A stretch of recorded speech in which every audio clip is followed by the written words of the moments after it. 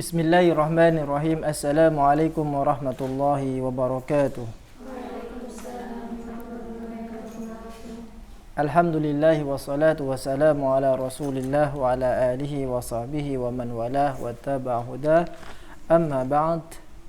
Alhamdulillah, pada kesempatan kali ini kita bisa melanjutkan kajian tafsir, yaitu tafsir tematik, di mana pada pertemuan kali ini kita akan membahas tentang tawakal di dalam Al-Quran. At-tawakkulu 'ala Allah. Bismillahirrahmanirrahim. Sebelum kita masuk kepada ayat-ayat apa saja yang berbicara tentang tawakal, maka patut kiranya kita harus tahu dulu apa itu definisi dari tawakal. Wa ma'na tawakkuli fil islami huwa ay ya'khudhal 'abdu bil asbabil masyru'ati wal mutahati thumma yatrukul amra ba'da dhalika lillahi ta'ala wa laysa 'alal 'abdi an-natijah ma dama qad akhadha bimastata'a minal asbabil masyru'ah. Yang apabila kita artikan secara bebas, artinya tawakal di dalam Islam adalah hendaknya seorang hamba mengambil atau mengupayakan sebab-sebab yang disyariatkan di dalam menggapai sesuatu. Kemudian setelah ia selesai mengusahakan sesuatu tersebut, maka kemudian dia menyerahkan sepenuhnya kepada Allah Subhanahu wa ta'ala. Maksudnya apa ini? Pertama berusaha atau ayakhudal asbab, kemudian setelahnya pasrah kepada Allah. Bil mithali yattadihul maqal, maka dengan contoh insyaallah akan jelas apa yang diinginkan. Definisi ini akan menjadi definitif apabila kita masuk kepada contoh. Contohnya seperti ini. Teman-teman yang ada di sini tentu menginginkan hafal Al-Quran. Orang hafal Al-Quran itu tidak moro-moro langsung hafal. Tentu ada usaha-usaha yang dilakukan. Ada usaha-usaha yang dilakukan. Yang pertama yang harus ia usahakan, dia harus punya Quran pojok satu misal. Yang kedua, dia harus datang ke lingkungan yang mendukung dia untuk hafalan. Karena ada orang yang semangat hafalannya tinggi, tapi dia salah di dalam memilih lingkungan. Bukannya dia berada di asrama yang khusus untuk tahfidz, justru dia berada di asrama yang fokus kepada kitab kuning. Sedangkan dia sendiri punya semangat di bidang tahfidz. Akhirnya bagaimana? Dia tidak punya partner, tidak punya teman yang memotivasi untuk tahfidz. Nah, maka ini kurang tepat. Yang kedua yang saya bilang tadi, maka carilah lingkungan atau bi'ah yang membantu dia di dalam tahfidz itu. Setelahnya kemudian dia mulai berusaha untuk menghafalkannya. Jadi dia pertama baca dulu. Mungkin dia baca dulu terjemahannya. Dengan terjemahan itu mungkin dia nanti akan bisa meraba-raba maksud dari ayat ini berbicara tentang apa. Setelah ayat ini selesai, ke ayat selanjutnya dia berbicara tentang apa. Maka memahami makna itu akan membantu sekali bagi orang yang menghafal Al-Quran. Apalagi kemudian dia paham betul isi dari yang dia hafalkan. Itu akan lebih cepat lagi. Buktinya apa? Buktinya sampean bisa lihat anak-anak yang tumbuh di negara-negara Arab yang dimana bahasa induk mereka adalah bahasa Arab. Ketika mereka menghafalkan Al-Quran itu cepat sekali dibandingkan dengan anak-anak yang tumbuh di negara-negara yang non-Arab, lama. Nah, maka setelahnya kemudian dia mulai menyetorkan hafalan itu kepada guru, kepada ustadz, disetorkan.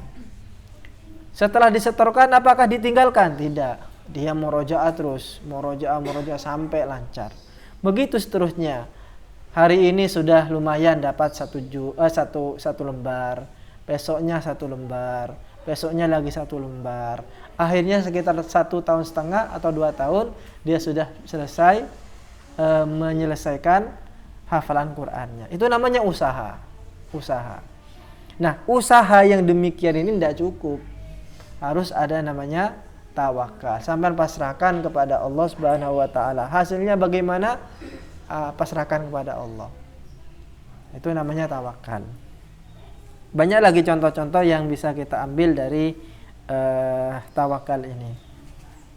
Contoh yang paling sering kita temukan adalah kita sebagai santri, sebagai siswa tentu mengalami ujian. Jadi mau naik dari kelas 1 ke kelas 2 harus ada ujian. Dari kelas 2 ke kelas 3 harus ada ujian. Nah, untuk menghadapi ujian ini apakah sampean tidak ada persiapan?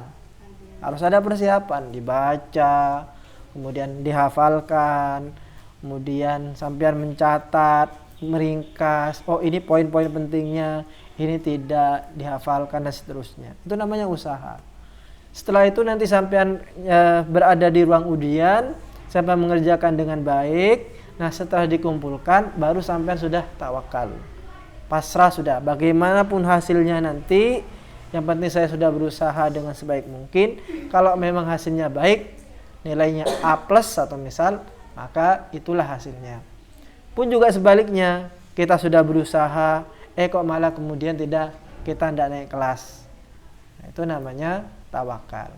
Pasrahkan kepada yang kuasa, kepada Allah. Yang patut juga dicatat di sini adalah yang kita katakan tadi, ayat khuda bil asbab. Dia harus ada usaha-usaha yang asbabnya ini harus masyru'ah, sesuai dengan syariah. Jangan sampai melenceng. Contohnya begini. Kan kalau bekerja kan harus usaha, Ustaz. Supaya dapat uangnya banyak harus usaha. Iya, betul.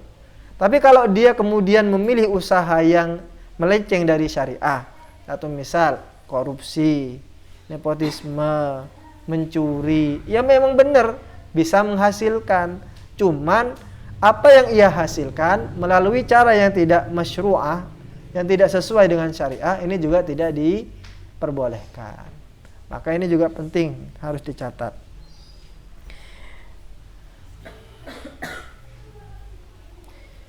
Apa saja ayat-ayat yang berbicara tentang tawakal ini? Yang pertama yaitu di dalam surah At-Talaq ayat 3. Allah berfirman, "Wa may yatawakkal 'alallahi fahuwa hasbuh." Barang siapa yang bergantung kepada Allah, maka itu sudah cukup. Artinya kalau kita punya usaha, punya sesuatu yang telah kita lakukan, maka sandarkanlah kepada Allah. Tidak usah disandarkan kepada orang lain. Kenapa? Allah itu sudah cukup. Allah itu maha kuat. Apa yang kita inginkan, jika kita minta kepada Allah, Allah menghendaki, maka pasti akan terjadi. Tidak usah dipasrahkan kepada orang. Kalau kita memasrahkan kepada orang lain, itu namanya tahsilul hasil. Apa itu tahsilul hasil? Sia-sia. Kenapa? Karena manusia juga sama-sama lemah.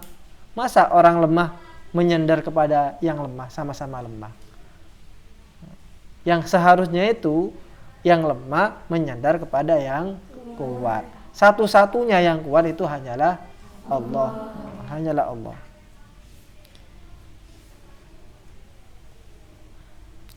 Fahal yarju al-muslimu ba'da dzalika nusratan min ahadin?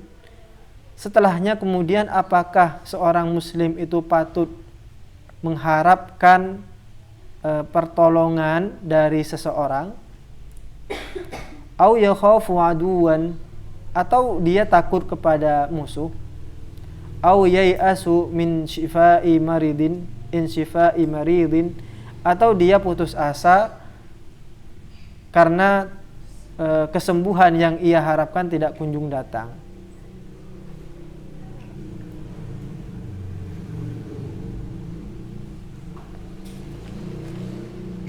Walaqad amarallahu bihi nabiyahu faqala Rabbul masyriqi wal maghribi la ilaha illahu fattakhidhu wakila. Allah itu adalah Tuhan. Tuhan Rabbul masyriq. Masyriq apa artinya? Timur, maghrib, barat. Artinya semua arah, semua yang ada di muka bumi ini adalah kekuasaan Allah. Tidak ada yang tidak dikuasai oleh Allah, semuanya. Arah timur, arah barat, arah selatan, utara, atas, bawah, semuanya. Dan kita tidak akan pernah terlepas dari kekuasaan Allah itu. Jika demikian adanya, maka jadikanlah Allah itu zat yang kita bergantung kepadanya. Fattakhidhu wakila. Kenapa kita harus bertawakal kepada Allah? Bukankah dengan usaha itu sudah cukup sebenarnya? Nah, di sini kemudian uniknya bagaimana Rasulullah menjelaskan hal itu. Bahwa kita penting untuk bertawakal setelah berusaha atau ikhtiar. Walaqad bayyana Rasulul Karim sallallahu alaihi wasallam sirrat taufiqi wan najahi. Rasulullah telah menjelaskan rahasia kesuksesan. Wa huwa quwwatut tawakkuli wal iltizami bihi fi kulli amrin. Kuncinya apa? Yaitu kuatnya keyakinan dan tawakal kepada Allah Subhanahu wa taala. Faqala sallallahu alaihi wasallam, kemudian Rasulullah bersabda, nah ini hadis yang berbicara tentang tawakal. Lau annakum tatawakkaluna 'ala Allah haqqa tawakkulihi la razaqakum kama yurzaqu at-tayru taghdu khumasan wa ta'udu bitanan. Arti bebasnya kurang lebih, andai saja kamu itu tawakal, menyerahkan diri kepada Allah Subhanahu wa taala dengan sebenar-benarnya tawakal, maka Allah itu akan memberikan rizki kepadamu sebagaimana burung itu diberikan rizki. Bagaimana burung itu diberikan rizki atau Allah memberikan rizki kepada burung itu? Nah, burung terbang kemanapun pasti dia menemukan makanan. Betapa banyak kita mendengar berita-berita ada namanya busung lapar. Tapi busung lapar di kalangan manusia di daerah-daerah Afrika dan bahkan di Indonesia pun juga ada busung lapar itu. Tahun-tahun dulu ada busung lapar. Artinya tidak ada hal yang bisa dimakan. Tapi kita tidak pernah mendengar ada namanya busung lapar bagi burung. Jadi burung kena busung lapar, tidak ada. Padahal burung itu tidak mempunyai akal sebagaimana manusia. Hidupnya sederhana, tapi tidak ada yang namanya burung kelaparan. Semuanya telah diberikan rizki oleh Allah Subhanahu wa taala. Wa ma min dabbatin fil ardi illa 'ala Allahi rizquha wa ya'lamu mustaqarraha wa mustawda'aha kullun fi kitabim mubin. Bahwa segala yang melata, yang jalan di muka bumi ini semuanya telah ditulis rizkinya, telah dicatat rizkinya.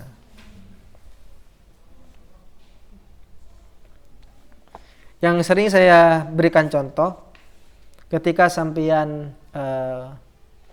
bernyanyi ketika masih kecil itu tentang cicak. Sampeyan hafal semua tentunya. Cicak, cicak di dinding, diam-diam merayap. Datang seekor monyet. Monyet apa, Pak? Oh, nyamuk. Datang seekor nyamuk. Hap. Lalu ditangkap. Makanan dari cicak itu apa? Nyamuk. Makanan dari cicak itu nyamuk. Yang datang makanannya apa cicaknya? makanannya yang datang. Makanan datang kepada cicak.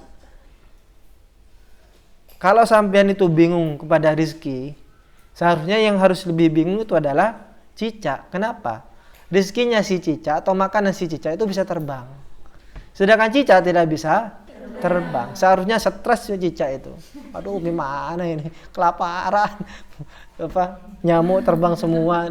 Cicak hanya bisa melongo di dinding gitu. Enggak, ternyata si nyamuk datang kepada cicak. Artinya apa? Rizki itu semuanya sudah ditentukan. Tapi jelas konsep rizki itu adalah dicari, baru setelah itu tawakal kepada Allah. Ikhtiar dulu, baru setelah itu tawakal. Ikhtiar dulu baru tawakal.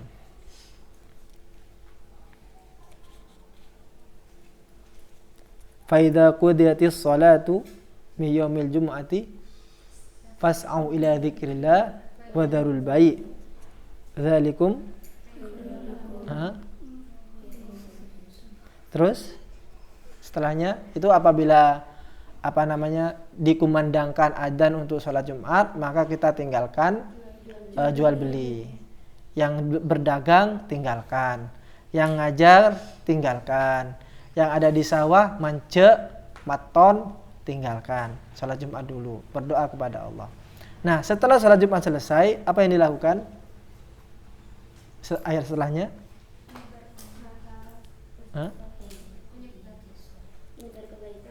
Ayat setelahnya? Dari awal ayat?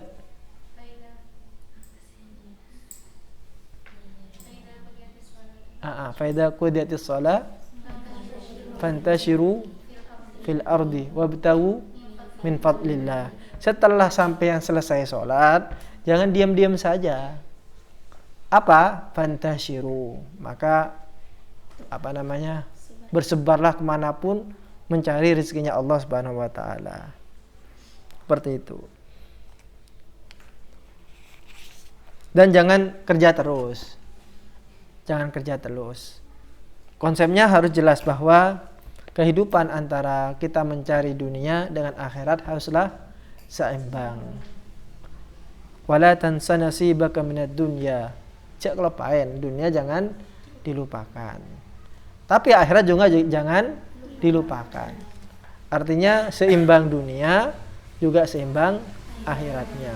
Bahkan konsepnya adalah sampai jadikan dunia untuk menggapai akhirat. Kerja yang rajin sampean itu. Atau mungkin pilihlah jodoh yang sebaik mungkin, seganteng sekalian. Kenapa? Supaya nanti sampean kalau dapat jodoh yang ganteng, maka bisa ibadahnya tambah rajin atau misal. Tidak apa-apa. Maka niatkan seperti itu. Saya cari jodoh yang ganteng supaya mata saya tidak jelalatan. Supaya kemudian saya fokus kepada ibadah. Tidak apa-apa. Niati seperti itu. Jangan niatkan saya mencari suami yang ganteng supaya nanti kalau reunian saya tidak malu. Kadang kan itu kan ya. Nanti gimana nih kalau reuni dan ternyata suaminya jelek. Akhirnya dia bilang, nanti kalau ditanya kamu jangan bilang suami saya ya. Bilang kamu adalah sopir gitu kan. Niatkan sudah, ada apa-apa. Cari suami yang ganteng untuk fokus kepada ibadah, supaya mata kita tidak jelalatan. Gitu. Ini keuntungan dari tawakal. Dari hadis lagi, wa Ibnu Abbas radhiyallahu anhuma qala Hasbunallahu wa ni'mal wakil qalaha Ibrahimu alaihi salam hina ulqiya finnar. Ibnu Abbas radhiyallahu anhuma beliau bersabda atau berkata, hasbunallahu wa ni'mal wakil. Hasbuna itu artinya kita hanya cukup kepada Allah dan kita menyandangkan atau mengaitkan cuman hanya kepada Allah saja. Dan ini kata-kata ini juga bisa dibuat zikir hasbunallahu wa ni'mal wakil. Hasbunallahu wa ni'mal wakil. Nah ini zikiran ini dikatakan oleh Nabi Ibrahim ketika beliau hendak dicemplungkan ke api. Ketika beliau diberi cobaan itu, maka kemudian Nabi Ibrahim berkata hasbunallahu wa ni'mal wakil. Ya sudah, ini api panas, kalau kena kulit tentu gosong gitu kan ya. Akan gosong. Kalau ayam kena api ya jadi ayam panggang. Kalau manusia kena api ya bisa dibayangkan. Tapi apa yang ada dalam benak Nabi Ibrahim? Saya pasrah semuanya, api ini adalah milik Allah, maka saya pasrah kepada Allah. Hasilnya apa? Hasilnya api yang seharusnya membakar malah tidak membakar. Justru menyelamatkan. Diselamatkan oleh Allah Subhanahu wa taala. Allah berfirman kepada api itu, "Qulna ya naru kuni bardan." Wahai api, jadilah kamu bardan, dingin. Biasanya kan api itu panas. Nah ini enggak, dijadikan dingin. Cukup enggak dibilang bardan saja? Ternyata enggak. Wasalaman. Dan juga menyelamatkan. Andai saja Allah itu bardan tok itu saja, bisa jadi Nabi Ibrahim meninggal kedinginan. Tapi ketika ada wasalaman, selamat. Saya tutup cerita pembahasan tentang tawakal ini dengan kisah-kisah yang bisa kita ambil dari para nabi terdahulu. Yang pertama tadi Nabi Ibrahim sudah. Kemudian yang kedua dari istrinya, yaitu Sayyidah Hajar. Ketika beliau mendapatkan ujian. Apa ujiannya? Ujiannya adalah ketika beliau dan anaknya yang baru dilahirkan ditinggalkan di padang pasir yang tandus, tidak ada tumbuhan di situ, tidak ada orang yang tinggal di situ, tidak ada air. Biwadin ghairi dzi zar'in inda baitikal muharram. Tidak ada apa-apa. Ketika itu Sayyidah Hajar bertanya kepada suaminya Nabi Ibrahim, "Wahai suamiku, kamu hendak meninggalkan aku dan anakku di sini, apakah itu atas dasar perintah dari Allah Subhanahu wa taala?" Nabi Ibrahim pada awalnya tidak menjawab. Karena namanya seorang laki-laki itu tidak tega apabila melihat istrinya akan ditinggalkan seperti itu. Itu siapapun seperti itu. Kecuali kalau suaminya buaya darat. Dia ya bisa cari yang lain gitu kan kalau yang buaya darat. Tapi kalau yang benar-benar cinta kepada istrinya pasti dia akan sedih. Apalagi dia bersama anaknya yang selama ini diingin-inginkan. Nabi Ibrahim itu lama punya anak. Mau punya anak itu lama. Nah, giliran sudah lahir anaknya malah disuruh ditinggalkan di tempat yang yang gersang itu. Kemudian ditanyakan lagi.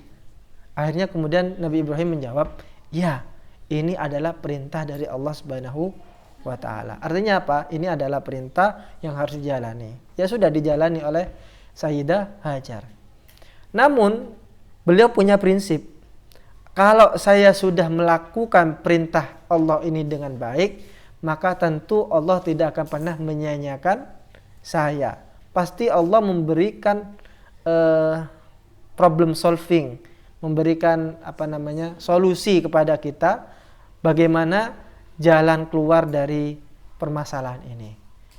Jawaban beliau tegas, idzan la yudayyi'unallah. Maka tentu Allah tidak akan menyia-nyiakan kita. Ketika kita diberi ujian dan kita mampu melewati ujian itu, Allah itu tidak akan tinggal diam. Pasti Allah akan memberikan solusi, bahkan memberikan reward, memberikan hadiah kepada kita. Idzan la yudayyi'unallah. Itu prinsip yang dipegang oleh Sayyidah Hajar. Singkatnya sampai tahu sendiri ceritanya, yaitu Sayyidah Hajar mulai mencari air, kemudian naik dari bukit Safa ke Marwah dan begitu seterusnya, banyak sekali ceritanya. Endingnya apa? Endingnya adalah ketika semua sudah dilakukan, usaha sudah dilakukan, dan kekuatan yang dimiliki oleh Sayyidah Hajar sudah dikerahkan, bahkan beliau itu dalam satu riwayat sudah tidak punya kekuatan lagi. Kalau di dalam tafsir Ayatul Ahkam diceritakan seperti itu, sudah kayak udah tidak kuat udah. Ternyata di detik-detik terakhir itu Allah kemudian memberikan jawabannya, memberikan hadiahnya, memberikan rewardnya, yaitu muncullah air Zam-Zam dari bekas telapak kaki Nabi Ismail. Dan air Zam-Zam ini bisa dinikmati sampai saat ini. Bayangkan mulai dari zamannya Sayyidah Hajar sampai saat ini, itu bisa berapa orang yang minum itu? Dan yang jelas sampean juga ikut minum dari air Zam-Zam ini. Dan kualitas air Zam-Zam ini sangat bagus sekali. Jauh melebihi kualitas air-air yang ada di muka bumi ini. Jadi itulah jawaban dari dari tawakal itu. Contoh lain dari tawakal, yaitu Nabi Musa alaihissalam ketika dikejar-kejar oleh Fir'aun. Nabi Musa kan seorang pilihan kekasih Allah Subhanahu wa taala. Bahkan beliau dijuluki Kalimullah, orang yang diajak bicara oleh Allah Subhanahu wa taala. Ketika dia dikejar oleh Firaun, bukan mentang-mentang dia itu adalah Kalimullah kemudian dia diam gitu kan. Saya diam saja. Jangan khawatir, ada Allah. Nanti paling kalau Firaun mau medeng gitu kan ya, ada Allah gitu. Enggak. Tapi apa yang dilakukan beliau? Beliau berusaha. Dan usaha yang dilakukan oleh beliau itu adalah lari. Lari di sini bukan berarti beliau takut, enggak. Karena beliau itu juga membawa banyak orang-orang Bani Israel yang beriman kepada Nabi Musa itu berada di dalam ancaman Firaun. Akhirnya lari sudah. Nah, lari ini kan bentuk usaha. Ternyata usahanya Nabi Musa ini mentok. Mentok dengan apa? Mentok dengan lautan. Di depan sini ada lautan. Di belakang situ ada Firaun dan tentaranya. Disinilah akal manusia. Akal manusia biasanya mentok sudah. Ketika sudah, kayaknya ini sudah tidak ada ini lagi dah, tidak ada jalan lain lagi. Menurut akal manusia itu sudah mentok. Nah, disinilah kekuatan tawakal itu. Apabila kita percaya kepada Allah, kita pasrahkan kepada Allah, maka Allah akan berikan jalan. Meskipun jalan itu menurut akal manusia itu tidak mungkin, mustahil gitu kan. Kemudian Allah memberikan jawabannya. Allah memerintahkan Nabi Musa untuk memukulkan tongkatnya ke daratan di situ. Maka kemudian fa'falaqa fakana minfiqin katawdil azim, kalau tidak salah ininya. Maka kemudian terpecahlah seperti gunung besar yang besar gitu. Jadi bukit-bukit yang ada di dalam lautan itu kelihatan semua. Nah, gitu. Menurut akal manusia kan tidak mungkin, tapi ya itulah kekuatan Allah kemudian ditampakkan kepada Nabi Musa alaihissalam. Allah berikan solusi kepada Nabi Musa.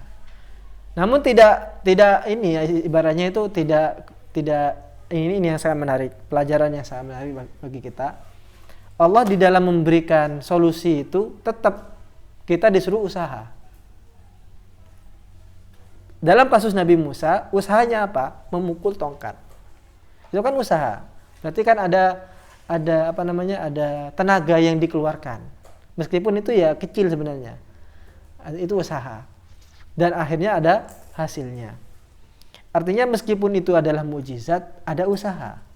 Ada usaha yang dilakukan. Andai saja Allah ingin gitu kan, gak usah mukul sudah. Gak usah mukul. Tapi langsung saja gitu kan, kayak semuanya magic gitu kan. Di sini Allah ingin mengajarkan kepada kita, usahalah. Meskipun itu usahanya kecil, habis itu pasrahkan kepada Allah, maka Allah yang akan memberikan hasil. Seperti itu. Usahalah meskipun usahanya kecil. Atau usahanya tidak masuk akal.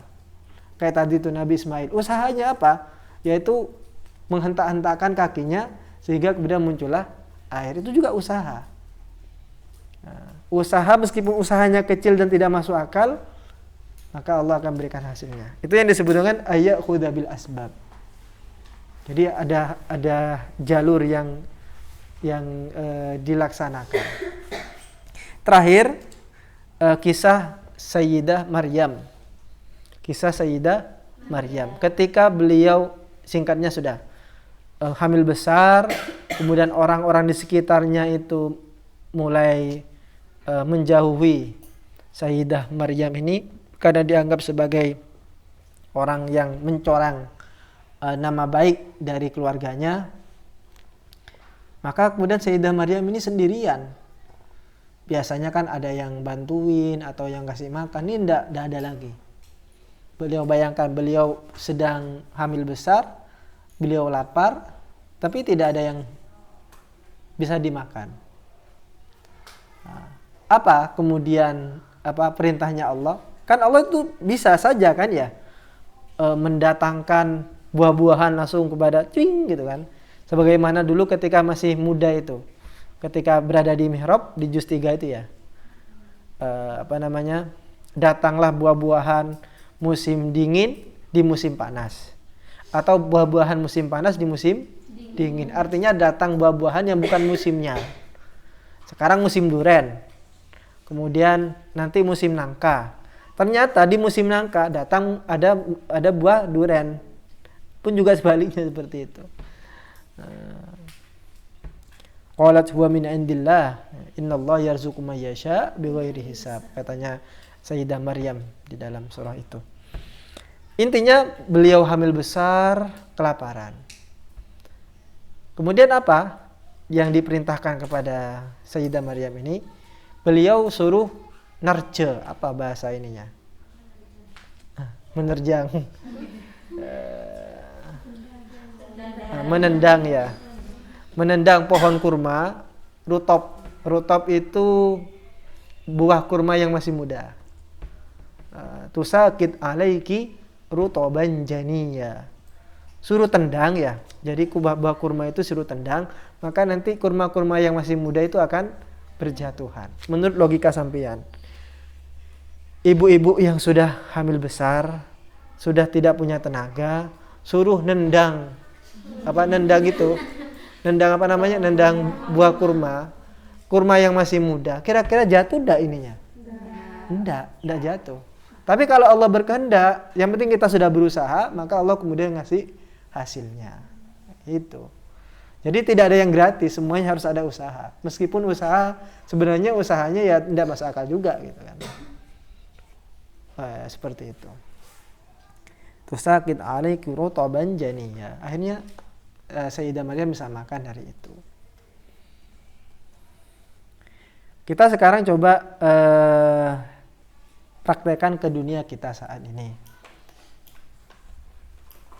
Maka semua yang kita inginkan, baik itu rezeki, jodoh, kemudian juga cita-cita, itu semuanya butuh usaha.